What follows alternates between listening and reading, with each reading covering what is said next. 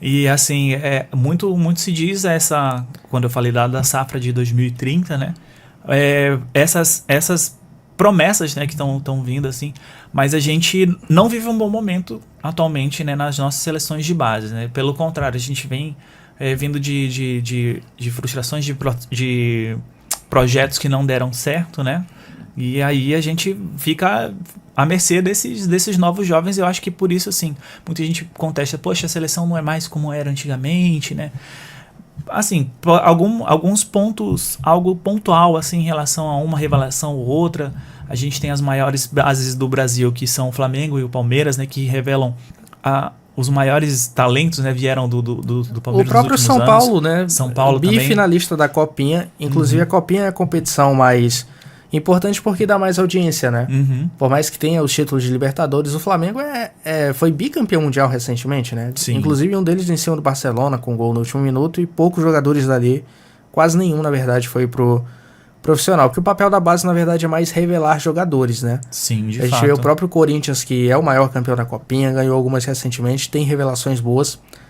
Algumas que, se for bem trabalhadas a questão da base, podem até ser aproveitadas na seleção olímpica, na seleção principal, em ciclos futuros. O próprio Breno Bidon, por exemplo, que é um jogador com muito potencial.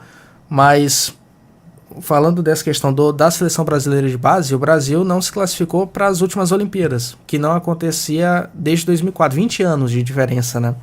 Para uma seleção que é a atual bicampeã olímpica. Dessa seleção atual, inclusive, que foi para a Copa, tivemos 3 jogadores campeões olímpicos, Martinelli, Matheus Cunha e o próprio Bruno Guimarães. E eu estava até vendo um pouquinho antes de começar aqui, relembrando a escalação da final entre Brasil e Espanha, nas Olimpíadas de 2020, que foram disputadas em 2021 por conta da pandemia.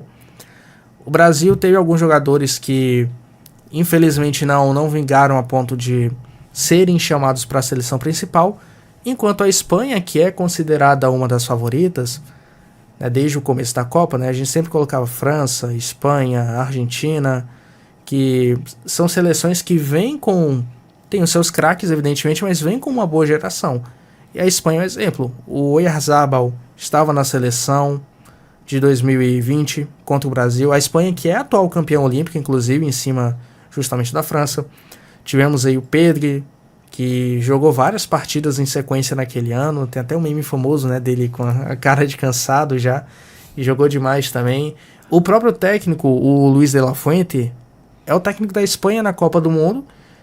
E era o técnico naquela época e é o atual campeão da Euro. A Espanha é a atual campeã da Euro. Então esse trabalho de base é importante. O próprio Cucurella já estava na época também. Cucurella estava na seleção, né? Então, eu acho que é isso que a gente sente falta, né? Desse investimento, esse olhar especial da CBF para a nossa base, né? Como os outros clubes, aliás, as outras seleções trabalham as seleções de base, né?